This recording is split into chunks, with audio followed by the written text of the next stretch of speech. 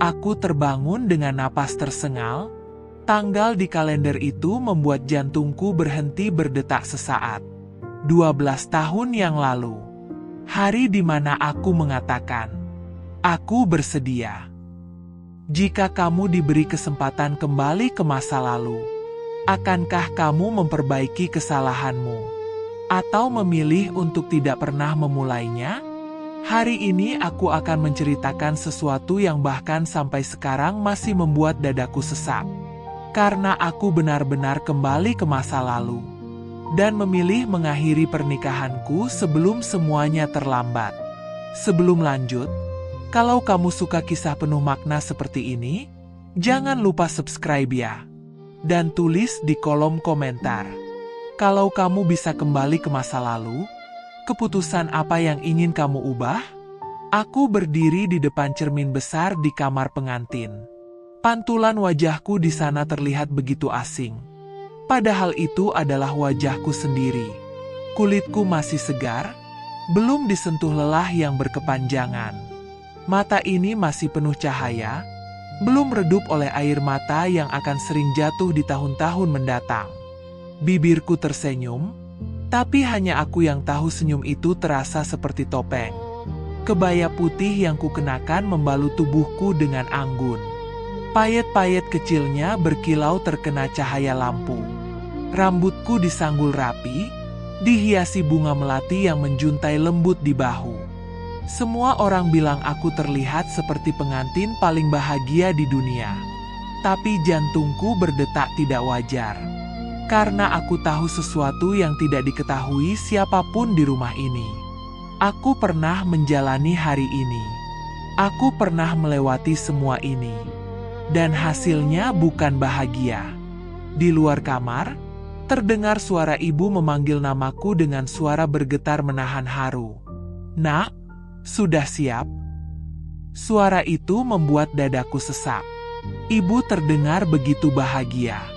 Ia percaya hari ini adalah awal kehidupan indah untuk anak perempuannya. Ia percaya aku akan diperlakukan dengan baik. Ia percaya aku akan menjadi istri yang dicintai dan dihormati. Aku ingin memeluk ibu dan berkata, "Bu, jangan lepaskan aku." Tapi aku tahu aku tidak bisa mengatakan itu. Tidak dengan cara yang biasa. Aku menghirup napas panjang dan kembali menatap pantulan diriku. Di balik wajah muda itu, ada ingatan yang jauh lebih tua. Ingatan tentang malam-malam panjang menunggu suami pulang tanpa kabar. Ingatan tentang suara pintu yang dibanting ketika aku mencoba menyampaikan perasaan. Ingatan tentang bisikan-bisikan yang membuatku merasa kecil di rumah yang seharusnya menjadi tempatku berlindung. Dulu, aku datang ke pernikahan ini dengan keyakinan polos bahwa cinta bisa menyelesaikan semuanya. Aku percaya jika aku cukup sabar, cukup lembut, cukup mengalah, maka semuanya akan baik-baik saja. Ternyata aku salah. Hari itu, 12 tahun lalu, aku melangkah ke pelaminan dengan tangan gemetar karena bahagia. Aku melihat Arman berdiri gagah dengan setelan jasnya. Senyumnya hangat, tatapannya lembut. Ia menggenggam tanganku erat ketika ijab kabul selesai diucapkan. Semua tamu bertepuk tangan. Aku menangis haru. Tapi sekarang, berdiri di kamar yang sama, dengan waktu yang entah bagaimana terulang, aku melihat adegan itu dengan sudut pandang berbeda. Aku melihat tanda-tanda kecil yang dulu kuabaikan. Cara ibunya menatapku dari ujung kepala sampai kaki, seolah sedang menilai barang belanjaan. Cara Arman tertawa kecil ketika ibunya berbisik sesuatu tentangku, tanpa pernah menjelaskan apa yang dikatakan. Cara ia berkata, "Sudahlah, Mama memang begitu orangnya." Setiap kali aku mencoba bercerita tentang perasaanku, dulu aku menganggap itu hal biasa. Sekarang aku tahu, itu adalah awal dari luka panjang. Ketukan di pintu membuatku tersentak. "Sayang, 5 menit lagi ya." Suara sepupuku terdengar ceria. 5 menit lagi. 5 menit sebelum aku mengikat hidupku pada seseorang yang kelak membuatku merasa sendirian dalam keramaian. Tanganku mulai dingin. Aku menyentuh meja rias untuk menahan gemetar. Di atas meja itu ada kotak kecil berisi cincin yang akan segera melingkar di jariku. Cincin yang dulu terasa seperti janji abadi. Cincin yang kemudian terasa seperti borgol tak terlihat. Aku teringat malam pertama setelah menikah. Aku duduk di tepi ranjang dengan perasaan campur aduk antara gugup dan bahagia. Arman memelukku dan berkata, "Mulai sekarang kita hadapi semuanya bersama." Aku mempercayainya sepenuh hati. Tapi, bersama, ternyata berarti aku yang harus menyesuaikan diri dengan keluarganya. Aku yang harus memahami kebiasaannya. Aku yang harus menahan diri ketika merasa tersinggung. Aku yang harus meminta maaf meski tidak selalu salah. Bersama, ternyata tidak pernah benar-benar bersama. Suara tawa tamu terdengar samar dari aula resepsi. Musik lembut mengalun. Semua orang sedang merayakan sesuatu yang mereka sebut awal kebahagiaan. Aku justru merasa sedang berdiri di ujung jurang yang pernah membuatku jatuh. Aku mengingat hari-hari awal pernikahan kami. Aku bangun lebih pagi dari siapapun di rumah mertua. Aku belajar memasak sesuai selera mereka. Aku berusaha menjadi menantu yang baik. Aku tersenyum ketika dikritik. Aku mengangguk ketika dibandingkan dengan perempuan lain. Dulu mantan Arman lebih pandai masak. Kalimat itu masih terngiang jelas di kepalaku. Dulu aku hanya tertawa kecil, pura-pura tidak terluka. Sekarang aku sadar, seharusnya sejak saat itu aku sudah berbicara tegas. Tapi aku terlalu takut dianggap pembangkang. Aku terlalu takut kehilangan status sebagai istri yang baik. Dan hari ini, aku diberi kesempatan untuk tidak mengulangi semua itu. Air mataku mulai menggenang, tapi bukan karena haru. Ini adalah air mata kesadaran. Air mata dari seseorang yang akhirnya melihat kenyataan tanpa dibutakan harapan. Pernikahan seharusnya menjadi tempat pulang, bukan tempat bertahan. Pernikahan seharusnya membuatmu merasa aman, bukan membuatmu terus-menerus mempertanyakan nilai dirimu sendiri. Aku menatap diriku sekali lagi. Aku masih punya waktu. Belum ada ijab kabul yang terucap. Belum ada janji yang mengikat. Belum ada langkah yang benar-benar terlambat untuk dihentikan. Di luar sana, semua orang menungguku untuk berjalan menuju pelaminan. Tapi untuk pertama kalinya dalam hidupku, aku bertanya pada diriku sendiri, bukan pada orang lain. Apakah aku benar-benar ingin menjalani ini lagi? Apakah aku siap kembali menangis diam-diam di kamar mandi? Apakah aku rela kehilangan diriku sendiri demi mempertahankan sesuatu yang dari awal sudah rapuh? Tanganku perlahan mengepal. Jika ini benar-benar kesempatan kedua, maka aku tidak ingin menggunakannya untuk memperbaiki cara bertahan. Aku ingin menggunakannya untuk memilih dengan benar. Suara ibu kembali terdengar, kali ini lebih dekat. "Nak, waktunya." Aku menutup mata sejenak. Di balik kelopak mata ini, aku melihat diriku di masa depan. Duduk sendirian, memeluk lutut, bertanya mengapa hidup terasa begitu berat. Lalu aku membuka mata. Dan untuk pertama kalinya, di hari yang seharusnya paling membahagiakan dalam hidupku, aku tidak merasa bahagia. Aku merasa sadar. Jika di bab pertama aku merasa sadar, maka di bab ini aku menyadari satu hal yang lebih menyakitkan. Retakan itu tidak pernah muncul tiba-tiba. Retakan itu sudah ada sejak awal. Hanya saja dulu aku terlalu sibuk meyakinkan diri bahwa semuanya baik-baik saja. Setelah akad selesai dan ucapan sah bergema di ruangan, tepuk tangan membahana. Aku menunduk, menahan air mata haru. Arman menggenggam tanganku erat. Sentuhannya hangat, Seolah berkata aku aman bersamanya. Dulu, momen itu adalah puncak kebahagiaan. Sekarang, dengan ingatan masa depan yang memenuhi kepalaku, aku melihat sesuatu yang berbeda. Aku melihat ibunya berdiri sedikit lebih depan dari yang lain. Tatapannya tajam, bukan haru. Senyumnya tipis, seperti seseorang yang baru saja memenangkan sesuatu. Dulu aku mengira itu hanya perasaanku saja. Sekarang aku tahu, intuisi seorang perempuan jarang salah. Hari-hari pertama setelah menikah terasa manis di permukaan. Kami tinggal sementara di rumah orang tuanya. Semua orang berkata itu wajar. Supaya lebih dekat dengan keluarga, kata Arman waktu itu. Aku mengangguk. Aku ingin menjadi menantu yang baik. Pagi pertama sebagai istri, aku bangun sebelum subuh. Aku menyapu halaman, membantu di dapur, menyiapkan sarapan. Ibu mertuaku berdiri di belakangku, mengamati setiap gerakanku. Kalau potong bawang jangan terlalu tebal. Minyaknya kebanyakan. Di keluarga kami, perempuan harus cekatan. Semua diucapkan dengan nada datar, tapi cukup untuk membuatku merasa seperti murid yang selalu salah di depan guru galak. Aku tersenyum. Baik, Bu. Arman duduk di meja makan, sibuk dengan ponselnya.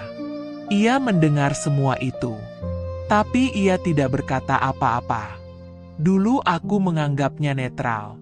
Sekarang aku sadar, diamnya adalah pilihan. Hari demi hari, komentar kecil itu menjadi rutinitas. Tentang caraku berbicara, tentang caraku berpakaian, tentang kebiasaan-kebiasaanku yang dianggap tidak sesuai dengan standar keluarga mereka. Perempuan itu jangan terlalu banyak pendapat. Kalau suami pulang, istri harus sudah siap semuanya. Jangan terlalu sering ke rumah orang tuamu, nanti suamimu tidak nyaman. Semua itu dikatakan seolah-olah demi kebaikanku. Dan aku, dengan polosnya, berusaha menyesuaikan diri. Aku mulai mengurangi telepon dengan ibuku. Aku berhenti bercerita banyak tentang perasaanku.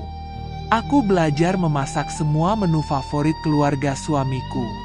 Aku menahan diri setiap kali ingin berkata, aku tidak nyaman. Karena aku takut dianggap istri yang tidak tahu diri.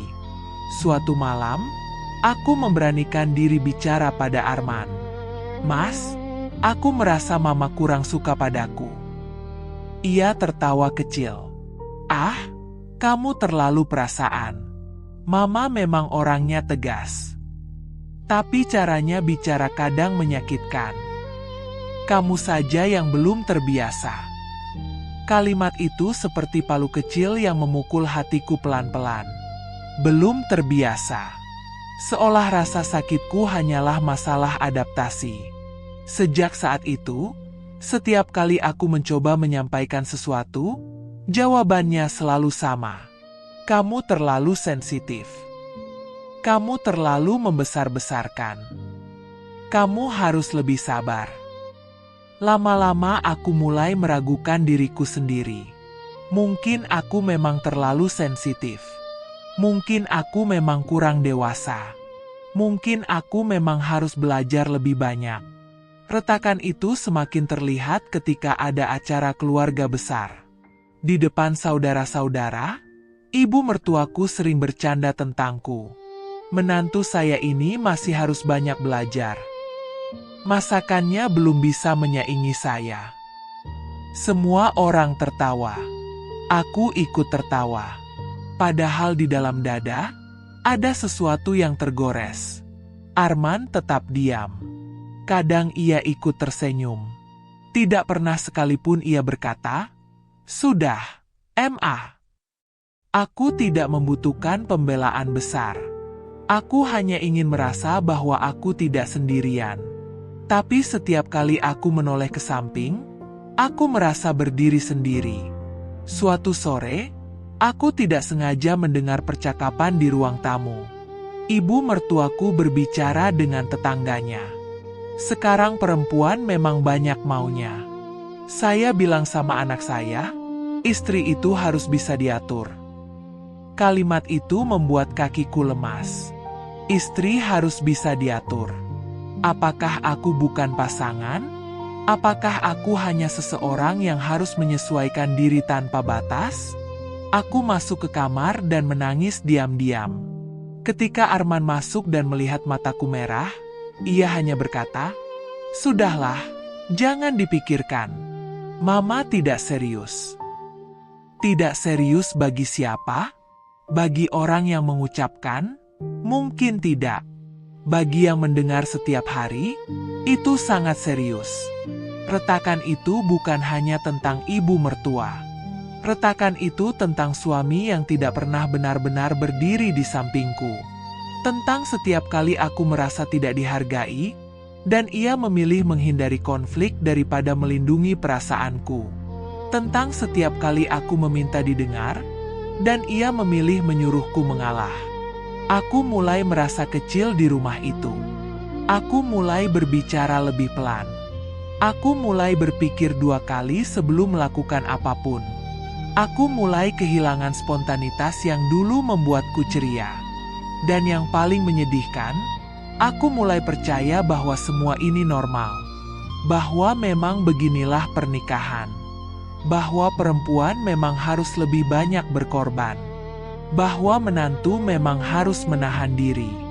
Padahal, jauh di dalam hati, ada suara kecil yang berbisik, "Ini tidak adil." Sekarang, berdiri lagi di hari pernikahanku, dengan kesempatan kedua yang entah bagaimana diberikan kepadaku, aku melihat semuanya dengan jelas. Retakan itu tidak muncul karena satu pertengkaran besar. Retakan itu terbentuk dari hal-hal kecil yang dibiarkan. Dari kalimat-kalimat yang tidak dibela. Dari air mata yang dianggap berlebihan. Dari perasaan yang terus-menerus diabaikan. Pernikahan bukan runtuh karena badai besar. Kadang ia runtuh karena rembesan kecil yang dibiarkan bertahun-tahun. Dan aku, dulu adalah perempuan yang memilih menutup mata demi mempertahankan ilusi bahagia. Sekarang aku tahu, retakan itu nyata. Dan jika aku melangkah lagi ke pelaminan hari ini, aku tahu persis kemana retakan itu akan membawaku. Ke tempat di mana aku perlahan hilang. Ke tempat di mana aku berhenti menjadi diriku sendiri. Ke tempat di mana aku terus bertanya, apa yang salah denganku? Padahal jawabannya sederhana. Tidak ada yang salah denganku. Aku hanya terlalu lama berada di tempat yang salah. Dulu aku percaya, kehadiran seorang anak bisa menyatukan apa yang retak.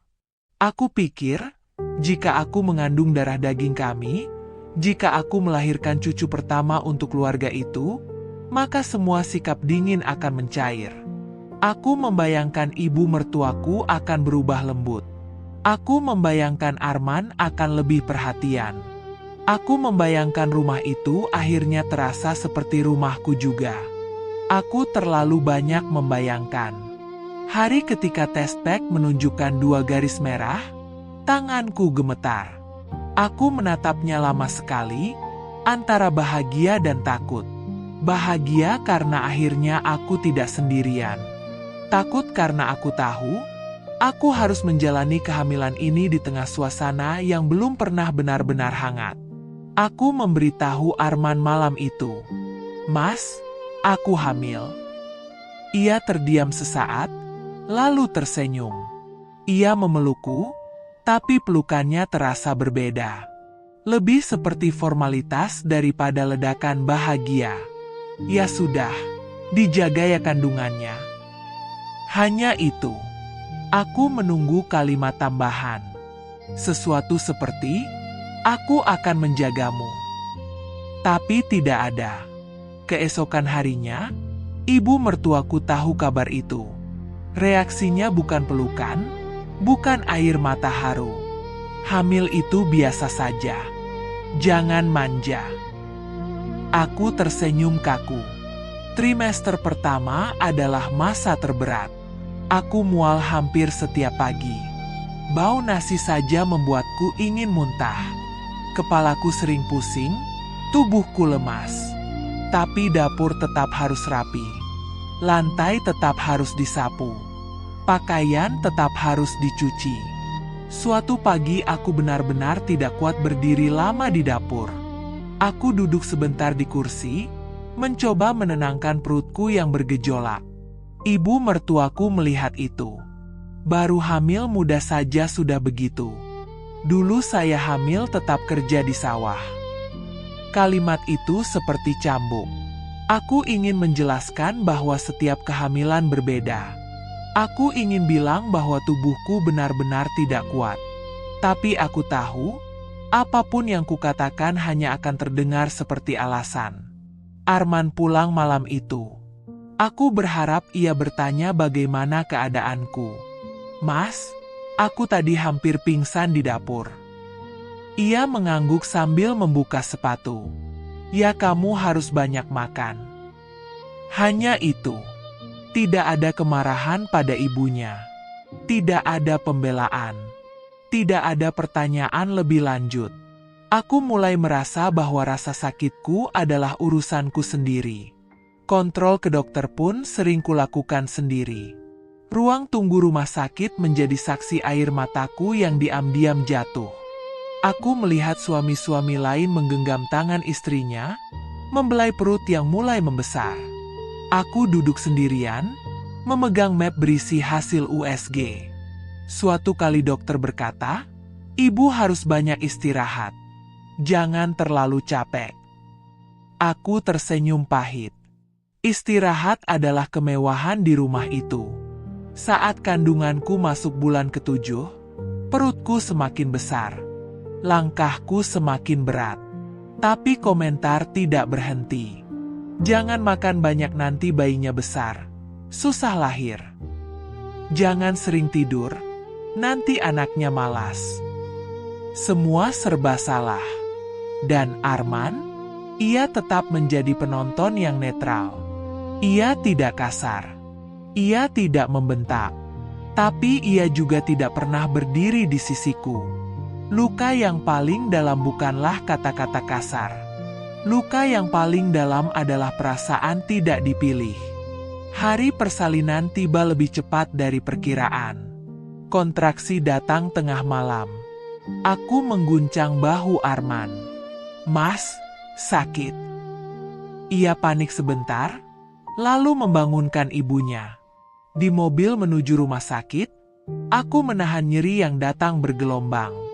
Tanganku mencari pegangan. Arman menggenggamnya, tapi perhatiannya terpecah dengan telepon dari keluarganya. Di ruang bersalin, aku berjuang sendirian. Rasa sakit itu tidak bisa dijelaskan. Seperti tubuhku dibelah, seperti napasku direnggut berkali-kali. Dan di antara rasa sakit itu, aku masih sempat berharap. Semoga setelah ini semuanya berubah. Tangis bayiku pecah di udara. Aku menangis juga. Ketika bayi itu diletakkan di dadaku, dunia terasa berhenti. Wajah kecil itu merah dan keriput. Tapi bagiku ia sempurna. Untuk pertama kalinya setelah sekian lama, aku merasa utuh. Aku menunggu Arman masuk dan memelukku. Ia masuk bersama ibunya. Hal pertama yang terdengar bukan pujian untuk perjuanganku. "Mirip keluarga kita," kata ibu mertuaku bangga. Tidak ada yang berkata, "Terima kasih sudah berjuang." Tidak ada yang berkata, "Kamu hebat." Aku tersenyum lemah, mencoba meyakinkan diri bahwa mungkin aku terlalu berharap. Hari-hari setelah melahirkan lebih berat dari yang kubayangkan. Tubuhku masih sakit. Luka jahitan perih. ASI belum lancar. Bayiku sering menangis malam hari. Aku kurang tidur. Mataku sembab. Suatu malam, bayi kami menangis hampir 2 jam. Aku mencoba menenangkannya sambil menahan nyeri di tubuhku sendiri. Arman terbangun dan berkata dengan nada kesal, Kok tidak diam-diam saja sih? Seolah-olah aku sengaja membuat bayi itu menangis. Aku masuk kamar mandi setelah itu. Duduk di lantai yang dingin. Air mata jatuh tanpa suara. Aku memeluk lututku dan bertanya dalam hati. Kenapa aku merasa sendirian padahal aku punya suami? Itulah luka yang paling dalam. Bukan tentang mertua yang cerewet. Bukan tentang pekerjaan rumah yang tak ada habisnya. Tapi tentang menjadi ibu baru tanpa dukungan emosional. Tentang merasa tidak pernah cukup. Tentang setiap usaha dianggap kewajiban, bukan perjuangan. Perlahan aku berubah. Aku yang dulu ceria menjadi pendiam. Aku yang dulu penuh mimpi menjadi realistis dan kaku. Aku berhenti berharap pada perubahan. Aku bertahan. Hanya bertahan. Dan sekarang, berdiri lagi di masa sebelum semua itu terjadi, aku merasakan ulang semua luka itu seolah baru kemarin. Aku ingat jelas dinginnya lantai kamar mandi tempat aku sering menangis. Aku ingat rasa sepi di ruang tunggu rumah sakit. Aku ingat perasaan tidak dipeluk ketika aku paling membutuhkannya.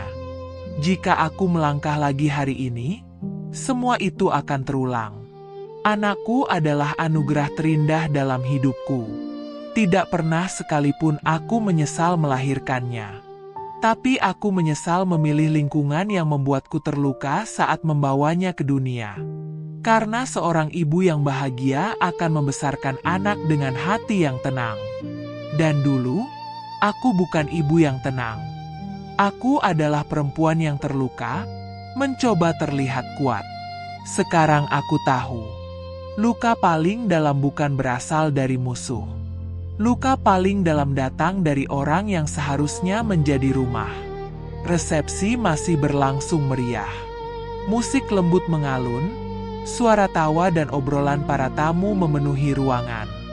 Semua orang sibuk mengabadikan momen, mengambil foto, memuji dekorasi, memuji kecantikanku, memuji keserasian kami sebagai pasangan. Tak ada satupun yang tahu bahwa di balik riasan sempurna ini, pikiranku sedang berperang. Aku berdiri di pelaminan, tersenyum pada tamu yang datang silih berganti. Tanganku otomatis menerima ucapan selamat. Bibirku otomatis mengucapkan terima kasih. Tapi pikiranku terus berputar pada satu pertanyaan. Apakah aku akan mengulang hidup yang sama? Arman berdiri di sampingku. Ia tampak bangga, percaya diri, sesekali merangkul pinggangku untuk foto. Dari luar, kami tampak seperti pasangan yang siap menaklukkan dunia bersama. Dari dalam, aku tahu aku akan menaklukkan dunia sendirian. Setiap kilatan kamera seperti mengunci masa depanku. Setiap ucapan selamat seperti dorongan agar aku tetap melangkah pada jalan yang sudah pernah menghancurkanku. Aku menatap wajah-wajah yang hadir. Keluargaku tersenyum bahagia. Ibuku berkaca-kaca, mungkin merasa tugasnya telah selesai. Ayahku menepuk bahu Arman dengan bangga. Dan di sisi lain, ibu mertuaku berdiri dengan ekspresi puas. Aku tahu ekspresi itu. Ekspresi seseorang yang merasa kendali ada di tangannya. Jantungku berdegup semakin keras. Jika aku ingin mengubah takdir, aku harus melakukannya sekarang. Bukan besok. Bukan minggu depan. Sekarang. Aku menarik napas panjang dan menyentuh lengan Arman pelan. Mas, aku ingin bicara. Ia menoleh, sedikit heran. Sekarang? Iya, penting. Kami turun dari pelaminan dengan alasan sebentar. Orang-orang mungkin mengira kami ingin istirahat atau memperbaiki riasan. Kami berdiri di lorong samping aula yang lebih sepi. Musik masih terdengar samar dari dalam. Bau bunga segar bercampur dengan parfum tamu yang lalu lalang. Arman menatapku. Ada apa? Kamu kelihatan tegang. Aku menatapnya lama. Wajah ini dulu sangat kucintai. Wajah ini yang membuatku yakin untuk meninggalkan rumah orang tuaku dan memulai hidup baru. Dan wajah ini juga yang sering terlihat datar ketika aku menangis. Aku tidak bisa menikahimu. Kalimat itu keluar begitu saja. Tenang. Jelas. Ia terdiam. Wajahnya berubah pucat.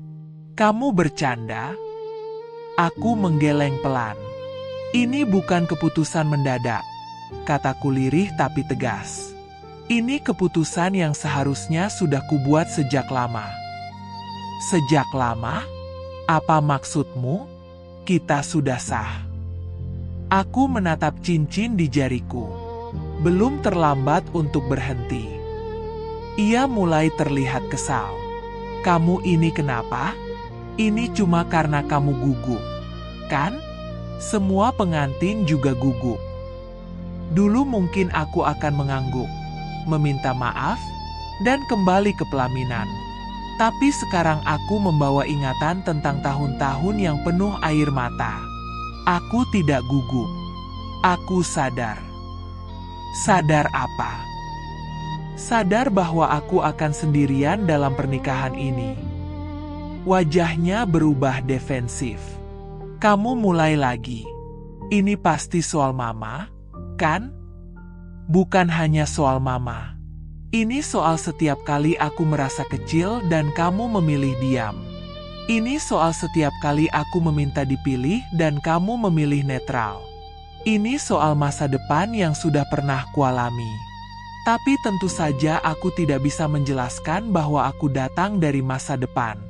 Aku hanya bisa berkata, aku tidak merasa aman. Kalimat itu membuatnya terdiam. Aman? Aku tidak pernah menyakitimu. Benar. Ia tidak pernah memukul. Ia tidak pernah berteriak berlebihan.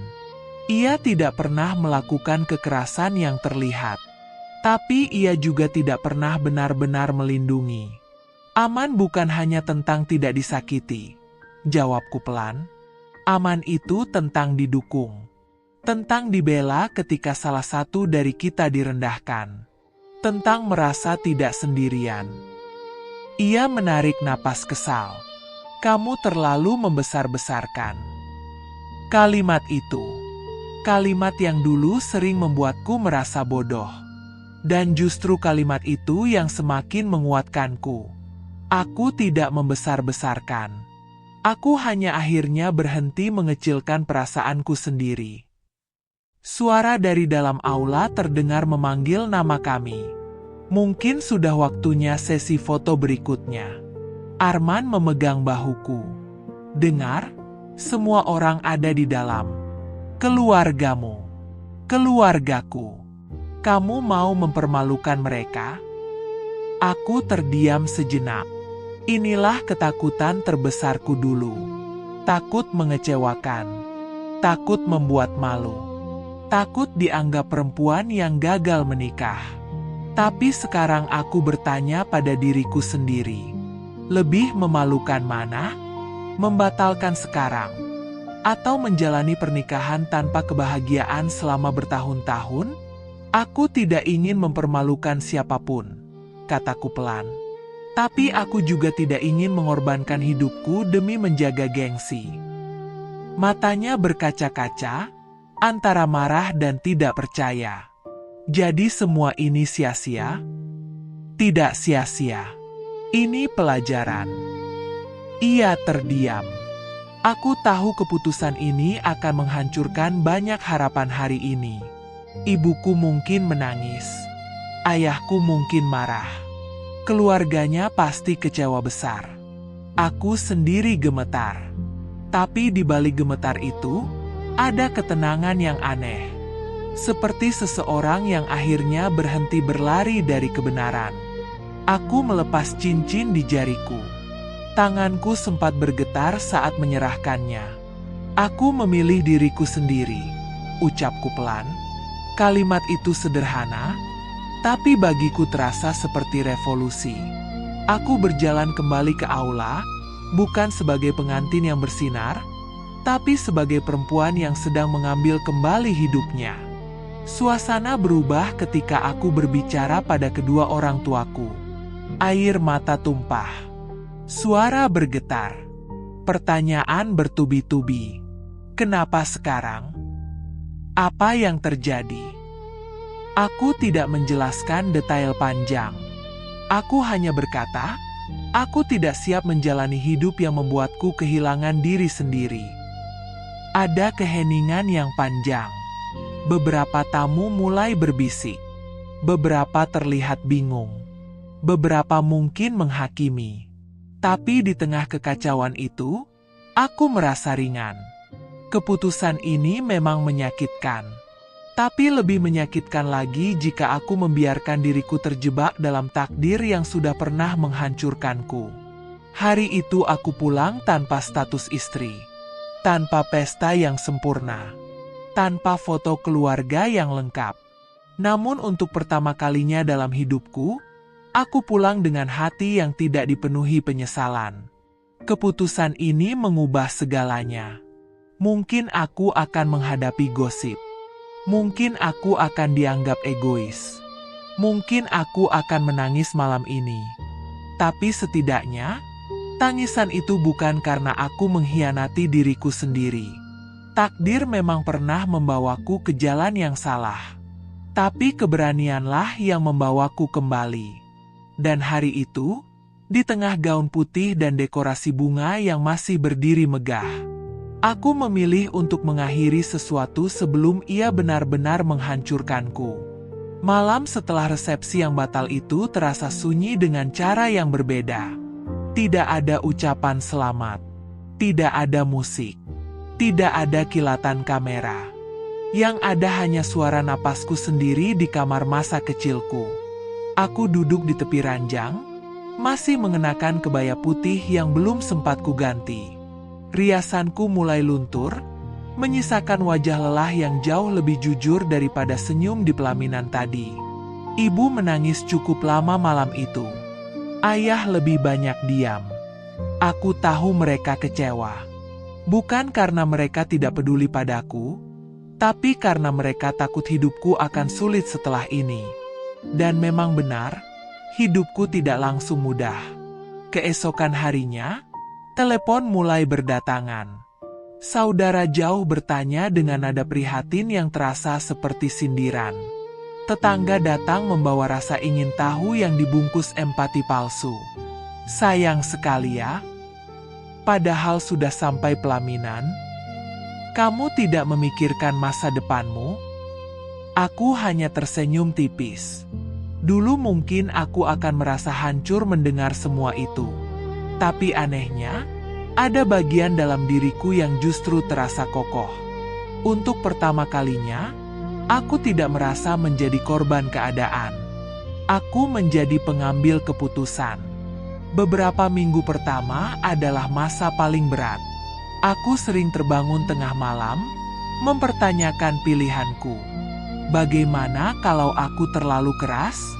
Bagaimana kalau sebenarnya semua itu bisa diperbaiki? Bagaimana kalau aku menyesal? Tapi setiap kali keraguan datang, ingatan tentang masa depan itu muncul kembali. Tentang kesepian di kamar mandi. Tentang air mata di ruang tunggu rumah sakit. Tentang perasaan tidak pernah dipilih. Dan setiap kali itu terjadi, aku tahu aku telah menyelamatkan diriku sendiri. Hari-hari mulai berjalan lebih tenang. Tidak ada lagi komentar tajam di dapur. Tidak ada lagi kalimat, "Kamu terlalu sensitif." Tidak ada lagi perasaan harus membuktikan diri setiap detik. Aku mulai mengenali diriku lagi. Aku kembali membaca buku yang dulu kusukai. Aku mulai menulis jurnal setiap pagi. Aku berjalan pagi sendirian, menghirup udara tanpa rasa sesak di dada. Aku menyadari sesuatu yang selama ini terlupakan. Aku pernah punya mimpi sebelum menjadi istri seseorang. Aku punya keinginan, bakat, dan potensi yang sempat terkubur oleh upaya untuk menjadi cukup bagi orang lain. Suatu sore, Aku duduk bersama ibu di dapur.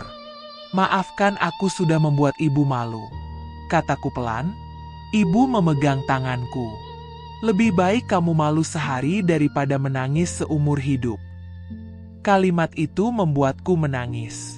Bukan karena sedih, tapi karena akhirnya aku merasa didukung sepenuhnya. Perlahan aku mulai membangun sesuatu untuk diriku sendiri. Aku membuka usaha kecil dari rumah. Awalnya hanya menjual makanan sederhana secara online. Tanganku gemetar saat menerima pesanan pertama.